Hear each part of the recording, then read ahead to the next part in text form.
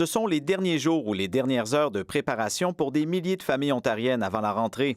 Chez les La Jeunesse, à Aurora, le transport scolaire s'est terminé et leur fille de 16 ans portera une visière pour se rendre à l'école quelques jours par semaine. Pas question de mettre à risque un des membres de la famille qui vient de terminer un traitement contre le cancer. On va éviter les autobus, qui va être un peu difficile parce que son école est à 25 minutes, donc c'est 50 fois 2. Alors, c'est un peu de temps à passer dans nos autos, mais heureusement, c'est un système hybride aussi, donc ça va aider. Les membres de la famille se feront même dépister de manière préventive avant le début des classes. On pense avoir un test de COVID aussi aujourd'hui, même si personne dans notre famille a des symptômes, juste pour faire sûr. Et c'est quelque chose qu'on va continuer à faire. À North Bay, les 3 enfants de Nathalie Rainville retourneront à temps plein à l'école cette semaine.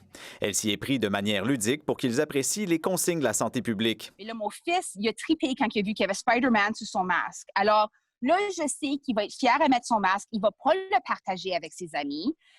Mon autre fille, je vais lui mettre des bedazzles, des sparkles dessus son masque. Ça va être à elle. Madame Rainville a entièrement confiance envers le système scolaire. Reste que la rentrée constitue un moment anxiogène pour bien des familles. Cette psychologue conseille aux parents de bien identifier et de départager ce qui cause leur stress. Alors, si je suis en mesure de prendre un certain recul, voir quelles sont mes angoisses et quelles sont celles de mon enfant, déjà, je vais être plus à même de répondre aux besoins de l'enfant. Elle souligne aussi l'importance d'expliquer les raisons des mesures sanitaires aux enfants pour qu'ils se responsabilisent.